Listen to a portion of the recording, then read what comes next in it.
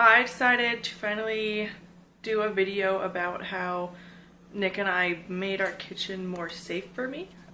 So I think there are some people are slightly more sensitive, or just there's a higher chance of contamination with the gluten. But for me, what we've done so far has seemed to be enough.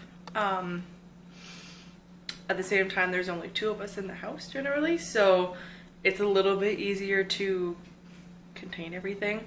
But I wanted to go over basically what we did, because before we did all this, even though I would only eat gluten-free food, I had a lot of contamination problems because he would have food with the gluten in it and it's in the same kitchen, and it became too much. And so we basically had to say, all right, it has to be essentially a gluten-free house. If Nick and like friends get takeout, we generally consider it unsafe for me, and so none of it comes in the kitchen. They'll eat it all in the living room, and I just kind of keep track of, like, you know, washing their hands, and we use paper plates and plastic silverware and everything so that the stuff that is in the kitchen, like the normal plates, stays okay and clean. And then because one of our things was we would wash everything in the same sink with a little washcloth, and then we were like, well, if, you know, there was the regular bread on this plate with that crumbs, then I'm washing it with the same stuff I'm washing my stuff, so there's the contamination. So we basically gave everyone, wow, paper plates and the plastic silverware so that we can just throw everything out, and we don't even put it in the trash in the kitchen. We just bring it straight outside to the big trash outside. So there's that. And basically last Christmas, I know my dad got me a big set of lots of new pans. Some of them, and they're dirty, I'm sorry. So we got new pans so that, holy shit, that's gross. So that we knew they were clean, because obviously the other ones had been used for a while with, say, sauces that weren't safe or something. And it just gets in crevices, and the more things you replace, the safer you know it is. And then also for Christmas, Nick's mom, or parents, whatever, gave me like a brand new pizza stone and everything, and some stuff to go with it. So that was really good. So it's changing things like all the pots and pans and utensils. Like, we got new cooking utensils. We kept the same silverware, but we got, you know, new spatulas and spoons and whatnot. Because again, they get like little nicks in them and everything, so you really can't get it all out, at least not guaranteed. So it's better. And we also, Nick had a toaster oven, which we then threw out when he stopped eating the gluten, because then there's absolutely no way of cleaning out all the crumbs and everything. And so when we started getting the gluten-free bread and everything, we're like, well, let's throw it out and get a new one, then it's fine. And then basically we just cleaned everything really well. And then I know before I came along, his ex had a bunch of baking stuff on some of the shelves. Why am I so yellow? Holy crap. And so we took all that out, because we never used it anyway. And then we had to wipe down all those shelves, sanitize those. So we basically did a big haul of, like, throwing out any food that might have had it in it, basically anything that wasn't labeled gluten-free, and cleaned the whole kitchen, sanitized it, and then got new cookware.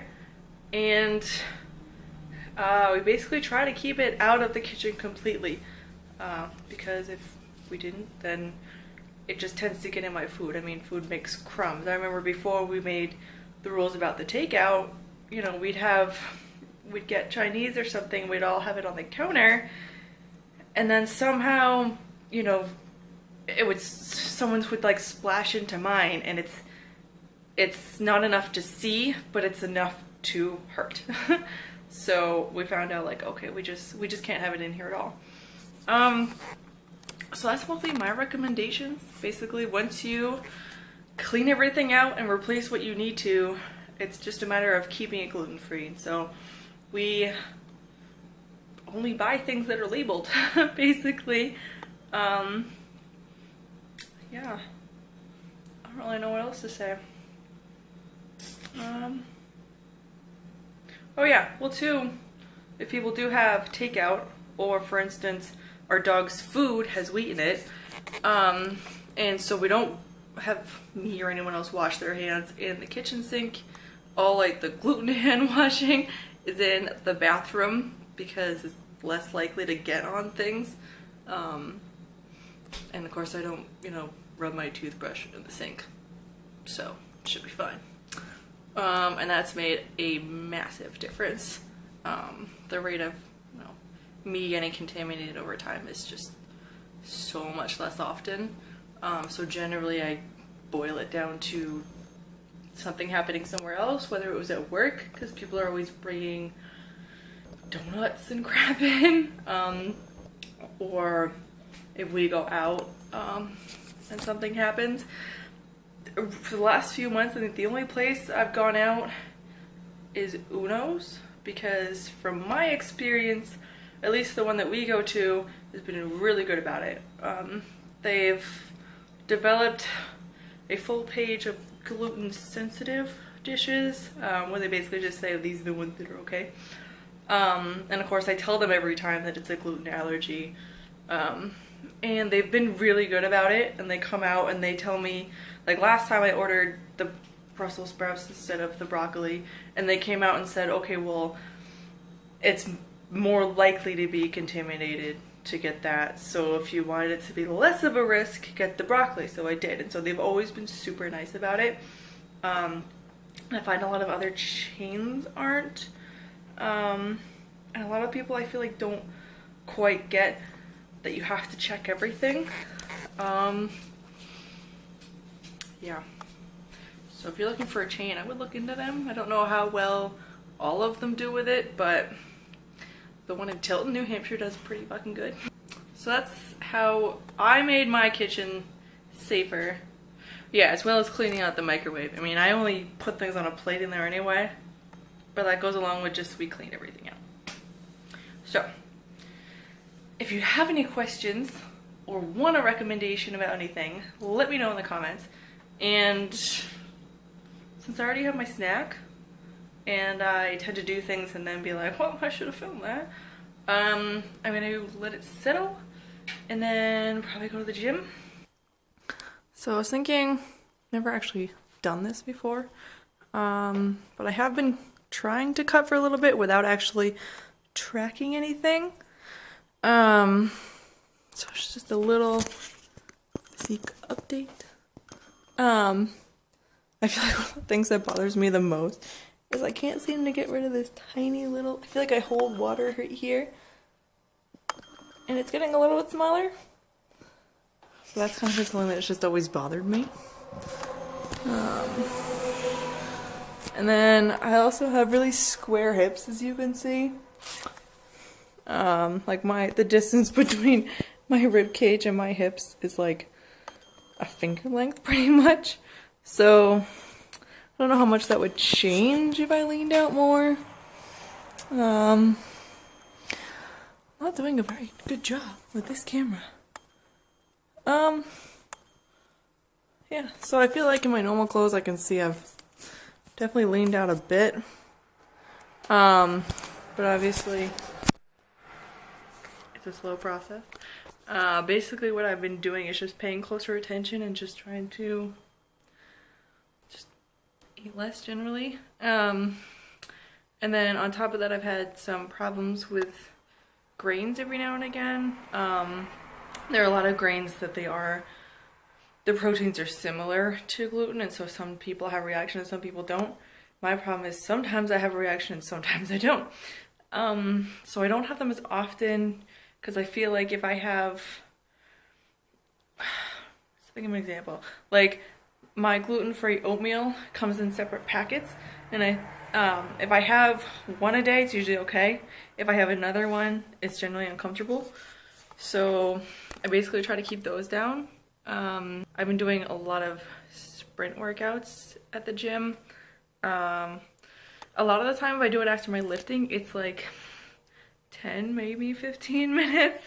But I jack up the incline and go faster and faster with pretty much every one. And so that's been helping a lot.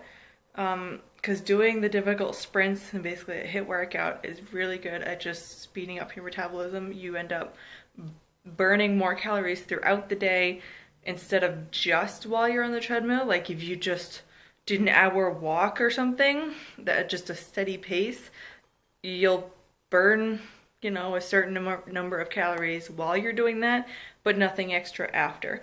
Whereas if you do a HIIT workout and you're working really hard, breathing really hard, then your body ends up basically using more oxygen for the next couple of days, and that you need like more oxygen to burn the fat, if that makes sense.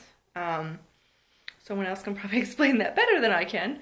But basically, yeah, so I also hate steady state cardio, and I feel like I'm really prone to shin splints, can't talk. And so I find that the longer my running is, even on a treadmill, the more likely my shins are to hurt. So I try to do sprints more often because 10 minutes of running doesn't hurt as much as 30 minutes of running. So I've been doing more of that, as well as just being more conscious of what I'm eating, basically upping my fruits and vegetables, because that just helps fill you up, and they have more water, more fiber, not as many carbs. So that's been good. And then also because I've been feeling better, I've been going to the gym a lot more regularly, and therefore my metabolism has started to speed up more. I'm able to lift heavier because I've been more consistent. So that helps. So yeah, I'm not quite sure how much my shape will change the more I lean out, but we'll see, because this is probably the leanest I've ever been, because I've never competed or anything, and I have a really hard time tracking macros. I hate weighing everything every single time I want something, and it just gets really annoying and cumbersome. But then when I try to prep for a few days, I might do that and then forget to prep for the next 3 days or something, and then I get really just sick of it. And then too, it's hard when I am cooking with Nick, because I feel like I'm more likely to remember to take stuff out of the freezer to thaw to cook later. Therefore, if I have already got all my stuff cooked, I'm afraid he won't have dinner.